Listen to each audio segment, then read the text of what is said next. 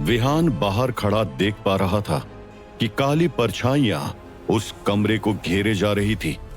विहान घबरा रहा था क्योंकि दूसरी लड़कियों के साथ साथ मेघा की भी जान खतरे में थी। उसे कैसे भी सबकी जान बचानी थी। इधर आरती की आंखें चौड़ी हो गई जब उसने शीशे में फंसी हुई शालिनी के रिफ्लेक्शन को देखा, जबकि सामने बैठी शालिनी अभी भी अपनी नाटकीय भविष्यवाणी में मग्न थी। मारिया का राजकुमार आएगा अगले साल के मार्च महीने के दूसरे रविवार को। सभी लड़कियां जोर से हंस पड़ी और आरती बिना कुछ कहे सबकी नजरों से बचते हुए तेजी से दरवाजे से बाहर निकल गई। वो बाहर बेसब्री से खड़े विहान से आ टकराई। आरती की सांसें तेज चल रही थी। वो अंदर। विहान ने उसके कंधे को पकड़कर उसे संभाला। अंदर क्या क्या देखा तुमने? आरती अभी भी डर से कांप रही थी। वो शालिनी शालिनी। विहान ने पूछा, शालिनी क्या? आगे बताओ। आरती की आंखों में आंसू आ गए।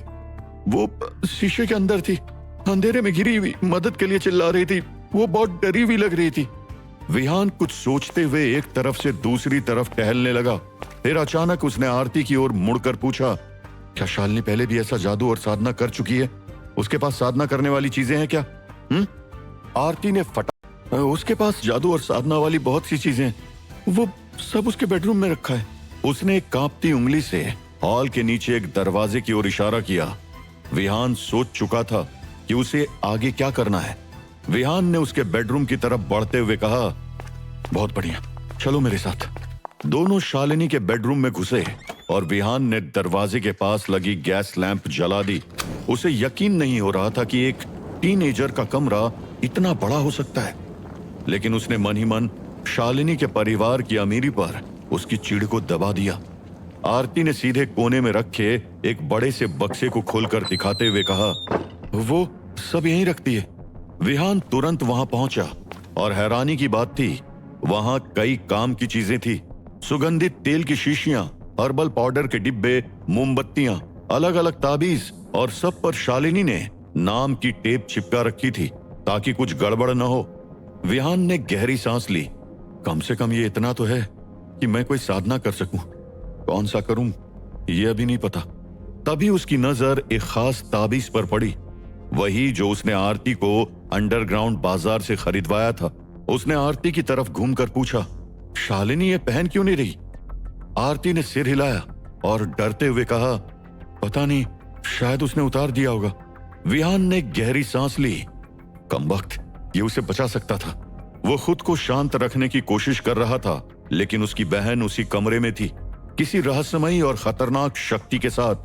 तो इस हालत में वो बिल्कुल शांत नहीं रह सकता था। ठीक है, हमारे पास ज्यादा वक्त नहीं है। आरती सिहर उठी। उसने पूछा, अब आप क्या करने वाले हो? विहान को पता था कि आरती डरी हुई है।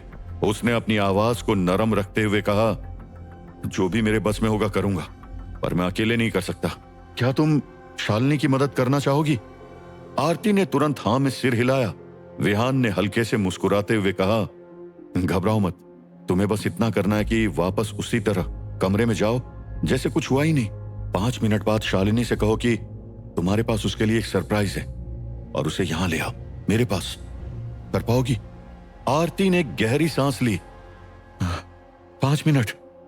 विहान ने अपनी पॉकेट वॉच देखी, न ज्यादा न कम। आरती ने बहादुरी से चेहरे पर आत्मविश्वास लाया और उस कमरे की ओर लौट गई। इसी बीच विहान कमरे में टहलते हुए बुरी तरह सोचने लगा।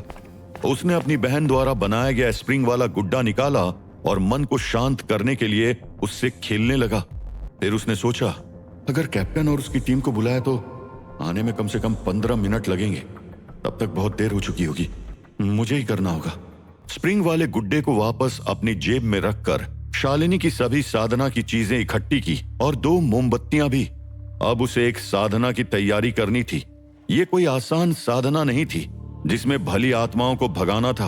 ये एक असली साधना थी जिसमें अंधेरे से भरी काली शक्तियों को भगाना था। लेकिन विहान अभी सिर्फ एक सीक्वेंस 9 का अनंतयामी था और उसे डर था कि अगर कुछ भी गलती हुई तो अनर्थ हो सकता है। विहान ने अपने मन को समझाया और बुदबुदाया, नहीं, अभी ये रिस्क लेना ही पड़ेगा। मुझे ये साधना करनी ही होगी। इधर आरती चुपचाप वापस उस कमरे में आ गई जहां शालिनी अब भी बाकी लड़कियों के लिए जादुई आईने वाली भविष्यवाणी कर रही थी। शीशा अभी भी उनकी तरफ पीठ करके रखा था। आईने आईने बता, क्या राखी को अच्छी यूनिवर्सिटी मिलेगी? आरती ने अपने डर को छिपाते हुए नाटक किया जैसे सब कुछ नॉर्मल हो और शालिनी के पास बैठ गई। वो अब भी सोच रही थी कि शालिनी को बिना शक में डाले कैसे बाहर ले जाए। इधर विहान ने बक्से के दोनों सिरों पर मोमबत्तियां रखी और उन्हें जला दिया। फिर उसने गीली मिट्टी की एक गोली बनाकर बीच में रखी और उसके पास एक चांदी की कटोरी रख दी। बाईं ओर नमक की एक प्लेट और दाईं ओर बकरी की खाल का एक टुकड़ा रखा।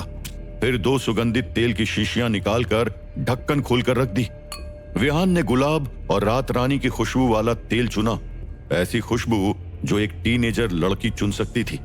विहान ने उसी बक्से के अंदर से एक चांदी की छुरी निकाली और उसकी नोक को देखते हुए सोचा, अब या कभी नहीं। पूरी तरह से तैयार था, अब बस इंतजार था आरती का जो शालिनी को लेकर आने वाली थी। विहान ने छुरी पकड़ी और धीरे धीरे मंत्र पढ़ने लगा। हे रात की देवी, अपनी शक्तियों से यहां मौजूद हर खतरे और रहस्य से रक्षा करें। आईना कहता है हाँ होगी। इधर शालिनी खुशी से झूमते हुए सबके बारे में भविष्यवाणी कर वाहवाही बटोर रही थी। आरती थोड़ी घबराई हुई बस इंतजार कर रही थी किसी बहाने का। सारे शोरगुल के बीच मेघा ने आरती को एक सवाल भरी नजर से देखा। आरती की नजर मेघा पर गई, लेकिन उसने फटाक से नजरें चुरा ली। अभी उसे मेघा को सब कुछ समझाने का वक्त नहीं था। तभी आरती ने धीरे से शालिनी के कंधे पर हाथ रखा। शालिनी ने आरती को देख मुस्कुराते हुए कहा, तुम भी भविष्यवाणी करवाना चाहती हो? बोलो, क्या जानना है? आरती थोड़ी हड़बड़ा गई। नहीं, मैं मेघा की उलझन भरी निगाहें अब और भी तीखी हो गई थी, लेकिन आरती ने ध्यान नहीं दिया। उसका पूरा फोकस अब शालिनी पर था। आरती ने थूक निगलते हुए कहा, मुझे तुम्हें कुछ दिखाना है। शालिनी ने हैरानी से पूछा, दिखाना है क्या? आरती ने जबरदस्ती मुस्कान बनाए रखी और कहा, तुम्हारे बेडरूम में मेरे पास तुम्हारे लिए एक सरप्राइज है। शालिनी ने चौंकते हुए कहा, लेकिन तुम तो पहले ही मुझे गिफ्ट दे चुकी हो। आरती ने उसका हाथ कसकर पकड़ा, तो क्या 2 गिफ्ट नहीं दे सकती? प्लीज चलो तो। शालिनी ने बैठे बैठे ही पूछा, क्या मैं नहीं जान सकती कि क्या है? आरती ने उसे खींचते हुए कहा, बिल्कुल नहीं, सरप्राइज है ना, अब चलो तो। शालिनी थोड़ी उलझी पर मान गई। ठीक है, शायद। शालिनी उठकर आरती के साथ कमरे से निकल गई। जादुई आईना भी उसी के हाथ में था। मेघा दूर से उन्हें जाते हुए देख रही थी। उसकी शक भरी नजर और भी गहरी हो गई। विहान मंत्रों का उच्चारण किए जा रहा था। मैं तुम्हारा वफादार रक्षक हूं, अंधेरी रात में ढाल और खामोशी में भाले की तरह जो बुराई को चीर दे। विहान ने छुरी सिर के ऊपर उठाई और उसे मिट्टी की गोली के बीचों बीच घोंप दिया। अचानक उस छुरी से एक तेज किरण निकली और एक अदृश्य कवच ने पूरे कमरे को सील कर दिया। अब शालिनी को यहां लाना जरूरी था। तभी दरवाजे पर दस्तक हुई। विहान ने झटपट दरवाजा खोला और आरती कुछ समझ पाती इससे पहले विहान ने शालिनी का हाथ पकड़कर अंदर खींच लिया। अंदर आते ही शालिनी एक अजीब सी दानवी चीख के साथ चिल्लाई। जब उसे एहसास हुआ कि वो फंस गई है। शालिनी उस अदृश्य कवच के अंदर थी, इसलिए उसकी चीख भी कमरे से बाहर नहीं जा पाई। विहान ने एक झलक में आरती का डरा हुआ चेहरा देखा, फिर दरवाजा खुद ब खुद बंद हो गया। विहान शालिनी की तरफ बढ़ा, या यूं कहे कि उस शैतानी शक्ति की तरफ जो उसमें समा गई थी। शालिनी गुस्से से कांप रही थी, पर उसके मुंह से कोई शब्द नहीं निकल रहे थे। विहान ने फिर से मंत्र पढ़ना शुरू किया। एक लाल धुंध पूरे कमरे में भर गई। मैं प्रार्थना करता हूं कि तुम अपनी भक्त शालिनी को बुराई से मुक्त करो और उसे सुरक्षित रखो। विहान ने दोनों तेल की बोतलें उठाई और जलती मोमबत्तियों पर गिरा दी। शालिनी अचानक से चीख चीख कर छटपटाने लगी।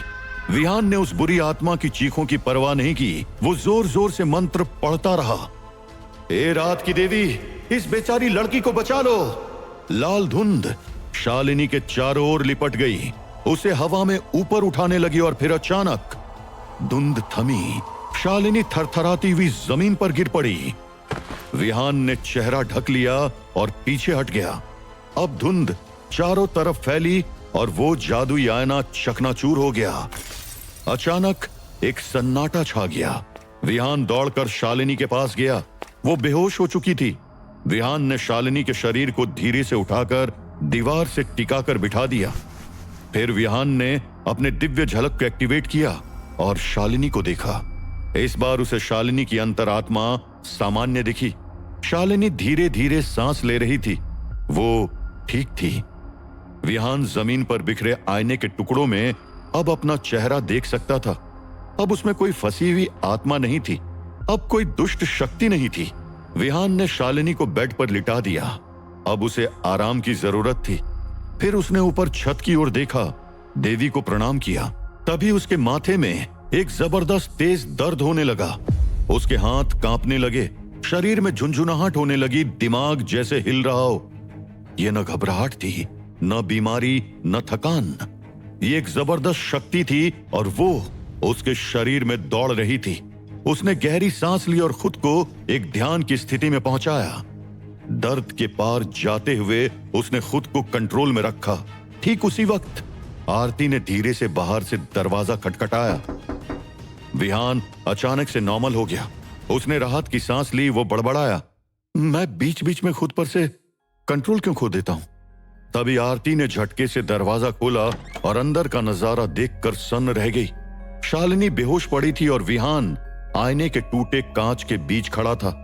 आरती का चेहरा चिंता से भर गया जब उसने देखा कि शालिनी बहुत ज्यादा बीमार लग रही थी। उसने अंदर आते हुए घबरा कर पूछा, क्या हुआ उसे? विहान ने आरती को शांत किया और उसे समझाते हुए कहा, उसने किसी बुरी आत्मा का ध्यान अपनी तरफ खींच लिया था। उस दिन उसे अजीब महसूस हो सकता है, लेकिन अब वो ठीक है। हमने सही वक्त पर शालिनी को बचा लिया, नहीं तो बहुत बड़ा अनर्थ हो सकता था। आरती ने राहत की सांस ली। थैंक यू उसकी मदद करने के लिए। विहान खड़ा हुआ और अपने कपड़े झाड़ने लगा। हाँ, एक बात और, अभी जो हुआ उसका शालिनी को कुछ पता नहीं चला होगा। उसकी याददाश्त वहीं तक रुकी है जब उसने जादुई आने की भविष्यवाणी शुरू की थी। आरती ने सुकून की सांस ली। हाँ, ये ठीक है, नहीं तो उसे सब समझाना मुश्किल होता। अचानक विहान का चेहरा थोड़ा गंभीर हो गया। मुझे जानना है कि उसे ये जादुई आने की भविष्यवाणी किसने सिखाई। आरती ने अपने दिमाग पर जोर देते हुए कहा, उसने एक आदमी का नाम लिया था। क्या नाम था? दास, हाँ शायद हेमंत दास। क्या? विहान हैरान था। उसकी आंखें सिकुड़ गई। उसने मन ही मन सोचा, ये तो वही है जो भविष्यवाणी मंडली में जादुई आने की क्लास ले रहा था। लेकिन आरती ने बिना पूछे ही जवाब दिया, वो भविष्यवाणी मंडली है ना, शालिनी वही क्लास ले रही थी कुछ टाइम से।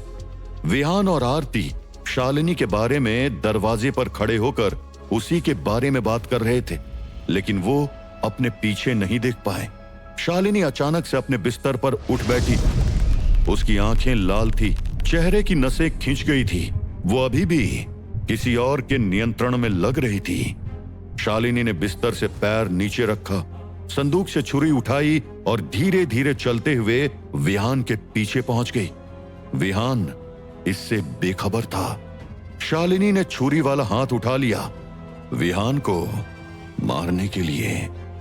क्या शालिनी मार देगी विहान को? क्या विहान का सच उसके परिवार के सामने आ जाएगा? क्या मंदार का भेजा काला नाग अपना काम खत्म कर पाएगा? जानने के लिए सुनिए इस रोमांचक कहानी का अगला एपिसोड सिर्फ